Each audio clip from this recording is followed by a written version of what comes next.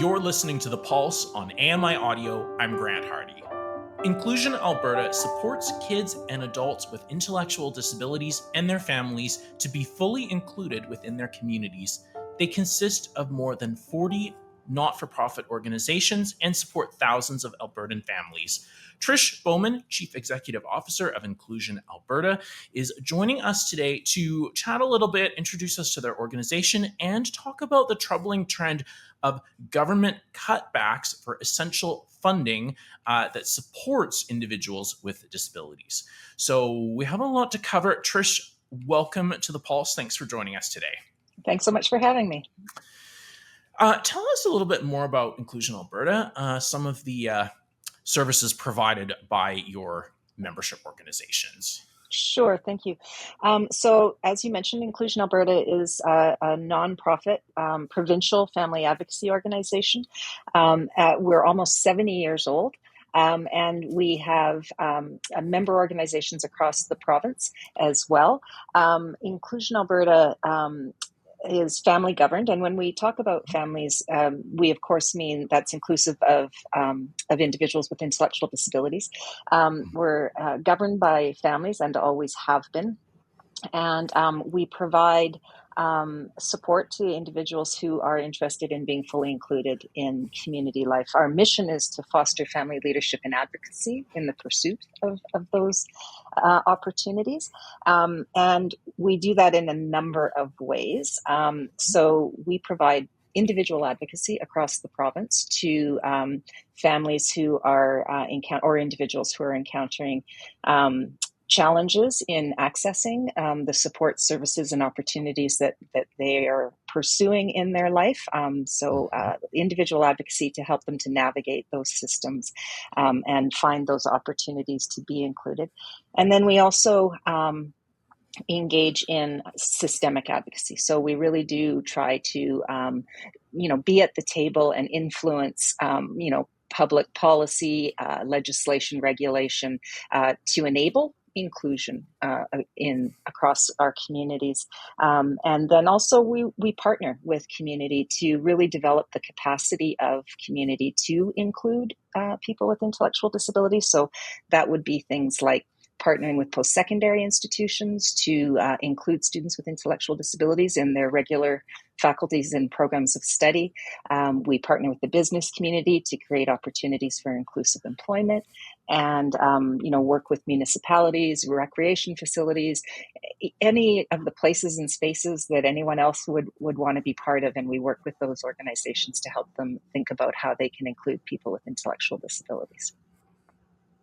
Yeah, I think something that I read that was a very good quote, actually very interesting, is that you bring family perspectives to the government. Can you share a little more insight about how you would bring those perspectives to the politicians that are making the decisions? Well, that's something we certainly try to do. So I think that one of our individual advocacy, so we're on the ground with families across the province and communities across the province. So we really know what are the experiences, what are the priorities, the hopes and dreams of people in their day-to-day lives. So we really are, and we're a family organization. We are very connected to those realities. So one of the things we try to do is ensure that families are well informed about, the trends that are occurring in the province. We try to provide a bit of, kind of interpretation as things come out. So for instance, the budget, what did we see in the budget and what do we think it's important families understand? Put a family lens on those things. But then we also really help families think about how they can engage, in all kinds of spaces to bring their voice to their MLAs, their city councillors, their members of parliament. And then we try very much to be at the table as much as we can when, they're looking at making changes or even just to, new ideas on how things can work better. So we meet regularly with senior bureaucrats. We try to meet with ministers, MLAs, and bring that sort of experience of families to the table. What do you hear from families, like in terms of Inclusion Alberta? How is it really impacting families and changing lives? Well, I would say that what we're hearing right now is, as everyone knows, it's been a very challenging few years Yep. from the pandemic on. So a lot of families are really struggling, and accessing supports and services has become increasingly challenging. However, people just want good ordinary lives, and so that's what they're trying to pursue. But what we are hearing increasingly is how challenging pursuing that is, honestly. Yeah, you really, regardless, even if services are available through the government, you really need some sort of advocacy organization to help you figure out even what's available and how you access it. I know Absolutely. I wasn't even aware of the RDSP until years after it had been implemented. Exactly. So it's just one of those things where people don't know what's out there. Yeah. Um, you released a survey, I think, earlier this year that talked a little bit more about the effectiveness of Alberta's two key programs supporting individuals with cognitive disabilities. What were your findings? Mm-hmm. Yeah, so we actually put out those surveys in the fall, and Okay. we collected, the experiences of families in both the Family Support for Children with Disabilities program and the Persons with Developmental Disabilities program, which provides support to adults. And the government hasn't released any public data related to how many individuals are waiting, how effective those services are being in some time. So we wanted to get a sense from families because we knew what we were hearing. And so what we heard was quite loudly and clearly that they're not keeping up with the need, honestly, in the province. So in terms of the supports to families who have children with disabilities, we're hearing of families waiting up to 3 years from the point of applying for some support to getting the support that they actually need. So families are waiting a very long time to have eligibility determined, and then from a point of eligibility to actually begin receiving even a base level of support. So maybe a little bit of respite at home if you need a little bit of extra help. Just some very basic supports. And then in order to get what they really might need, which might be things like speech therapy, physical therapy, occupational therapy, developmental supports in really early critical developmental years, in order to get those supports, they could wait 3+ years, which is a lifetime for a child. And in terms of supports for adults, we know that it's quite possible thousands are waiting for any support. Unless your needs are considered to be critical and urgent, you aren't getting any support to do things like potentially work in community, live more independently out of your parents' home, access community in any way. So we're hearing lots of people who just really are in a holding pattern with no support at all.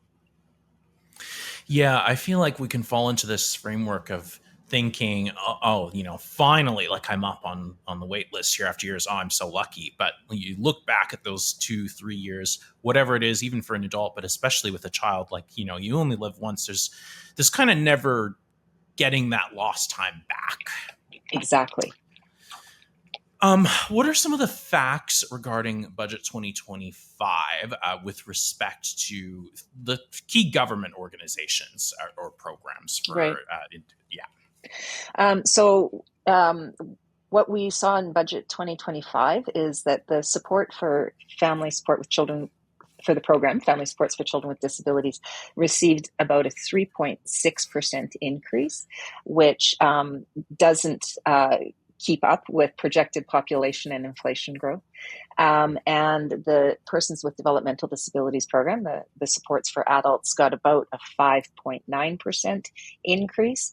And again, what we know is that there are thousands waiting. So that isn't going Mhm. to address the thousands of people who are without supports in either program, quite frankly. And so while we're appreciative that it wasn't a 0%, certainly we know that these increases aren't going to address the thousands of people who are waiting without support.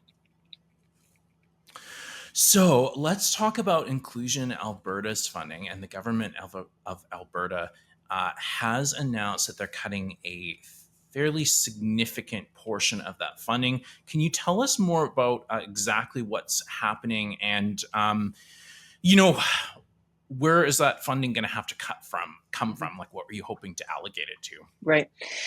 Yeah, we did receive word in January that they were going to be cutting our one of our contracts that enables us to provide support to local family organizations across the province. So we have local family organizations in places like Grand Prairie and St. Paul and uh, Medicine Hat. So we've got them literally across the province, and we provided some support to those organizations so that they could bring families together, provide education, training, peer support, and really help families to kind of develop a really robust vision for a good life, and then figure out how to take steps towards realizing that vision.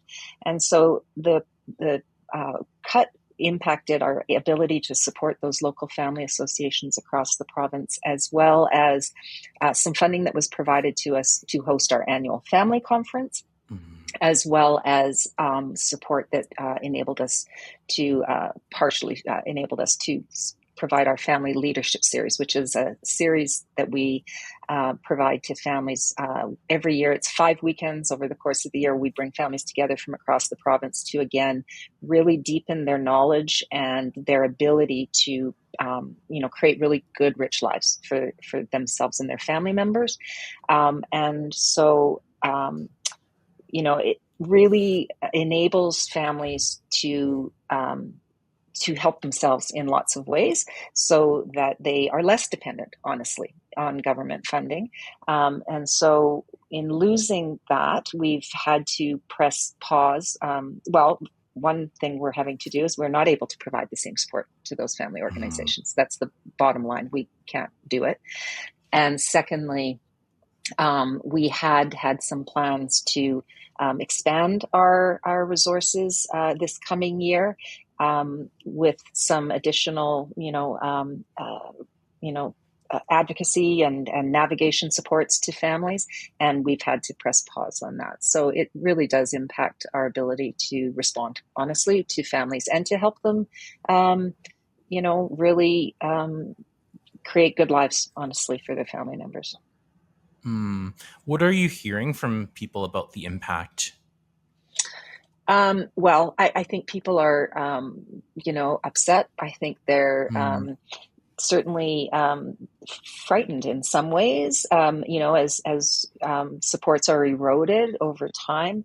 I think that there's a sense that perhaps the government doesn't realize what these supports do for people. There's this perception that they're not direct support, mhm. but it is absolutely direct support to individuals and families, because it's enabling them to navigate and create a really good life, access their personal networks, access the resources that exist in community. And so, I think it's just another blow, honestly. Uh, what do you think the distinguishment is between like direct support versus not? What sort of definition are they Well, using? I can only assume, and it is, of course, just an assumption, because they haven't said distinctly. But I think that they see that as an individual who has an intellectual disability having a support staff person with them, right? So that would be direct Mhm. support. But what we really see is that if we assist families and individuals, they can be supported quite naturally on the job by their coworkers, in community, if we do the right work. And so it is very direct support because it enables people to be more fully included and have access to all of those opportunities. So it actually is capacity building, in for individuals and communities, and reduces the need potentially for paid support. I think nobody really wants a paid support person with them if they don't need it. So if we can help them figure out how to do that, um, we're actually activating civil society, and so we're working with employers so that they will hire. We're working with, like I said, community recreation centers to make their offerings broadly available to everyone and figure out how they can do that. So we're actually tapping into the resources that already exist in a really cost-effective way, frankly. Yeah, I think that's one thing that I'm really curious about, is that we tend to be kind of a bit of a reactionary society, especially in politics. And one interesting consequence is that it could force people to access more expensive Absolutely. interventions or support later on. Is that something you can provide a little bit of insight into? Like, how can we be a little less reactionary, I guess, and think about this in a different way of being Yeah. proactive? So we talk about that a lot. We talk about the value in investing in people, right? And if you do that investment, you do absolutely prevent more costly services being required in the future and less dependence on the system. So again, it's things like if we invest in someone getting a good education, they're going to be better equipped to support themselves and contribute to the economy and their communities and all of those things.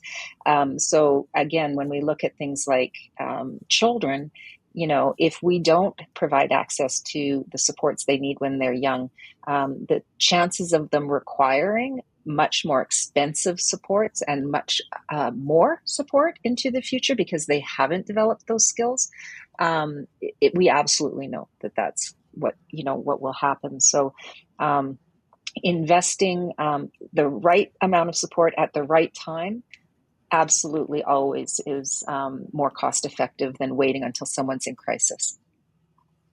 Yeah, training, early support, early intervention, Yeah. really key for sure.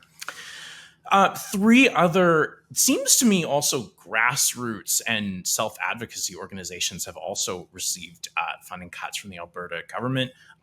Yeah. What do you think it says about a society where we're seeing not only cutbacks in, disability support services, but mainly like grassroots and self-advocacy organizations? Well, I think it should trouble everybody. I think that a healthy democracy depends upon advocacy. It depends upon people's voices being heard and contributing to solutions, and identifying where we need to do better. And so, cutting support to that enables people to participate in our communities and in our democracy is a troubling trend, as I said. And I think as well, I don't think we don't invest in the things we could and should be investing in because they're not talking to the people who know what would really help and what they really need.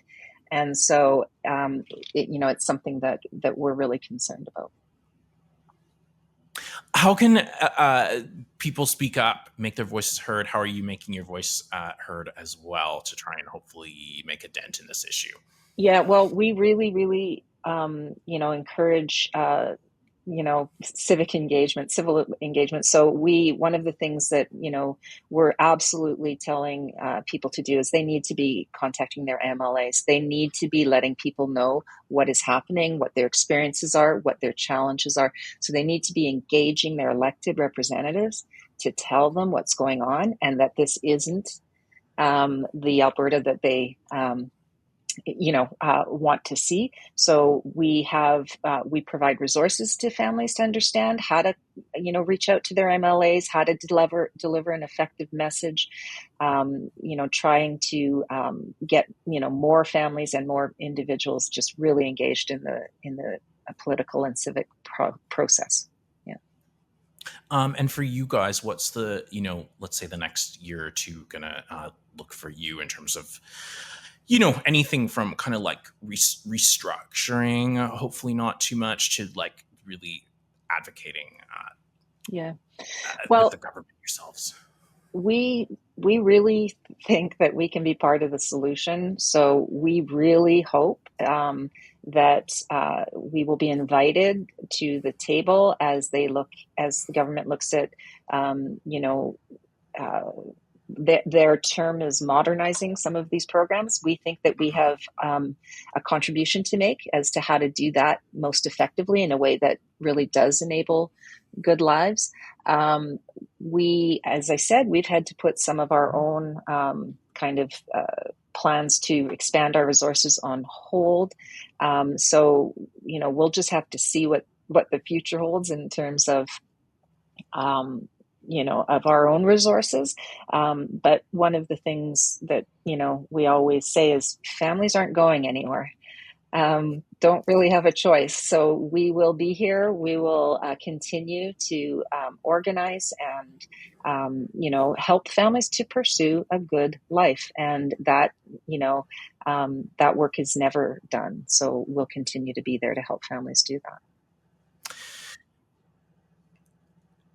Um, we talked a lot actually about the importance of not just appropriate support, but timely support, not waiting around for it. Is there anything you'd like to add on that? Just really speaking to the importance of that timely support. Well, I mean, one of the things that we do, we invest heavily in is helping individuals and families to develop a really expansive vision for a good life, and then a plan to activate that vision, because we know that the status quo isn't good enough, and that there's so much that's possible. People can and do live very rich, full lives. People with intellectual disabilities, and so by helping people to know that and to take steps towards that, that that can't ever stop. In terms of access to support, that does, as you said, require advocacy right now, and I think that peer to peer, I think that we also know the power of community and of people helping each other. And so we have to activate all of that in pretty difficult times.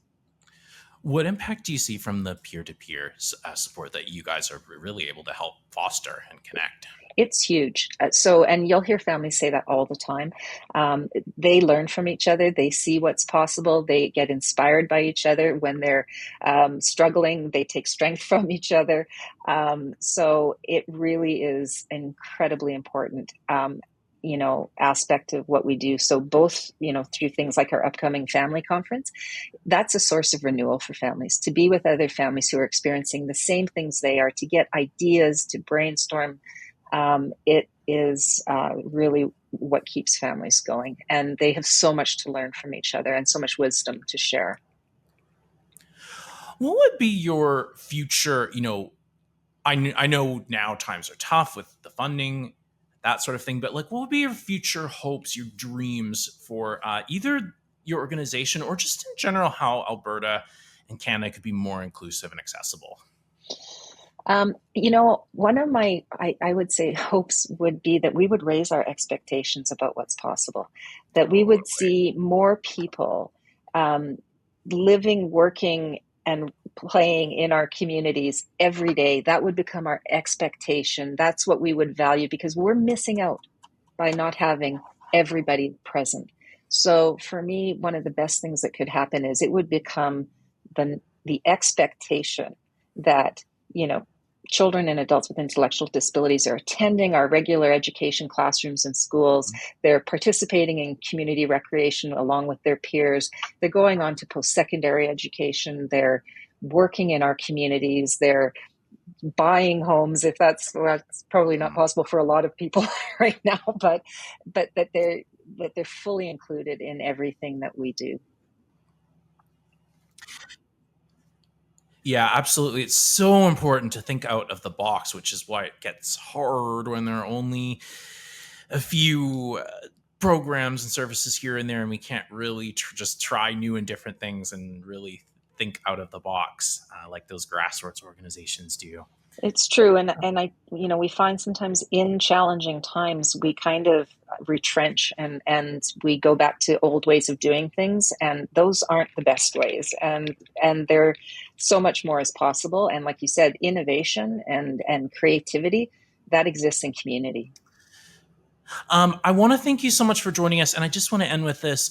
What makes you passionate about this type of work? It's the people. It always has been. I learn so much. I get so motivated, and when I see people just blossoming and just everything that they bring. So it has always been, and it's knowing what's possible. I want that to be possible for more people. Trish, thank you so much for the work you are doing and for joining us today on The Pulse. Thank you so much, Grant, for having me. Thanks again to Trish Bowen for her time today. The Pulse airs on Tuesdays and Thursdays at 1 p.m. Eastern on AMI Audio, repeating every 6 hours. You can also get the show on YouTube or wherever you listen to podcasts. I'm Grant Hardy. Thanks so much for listening.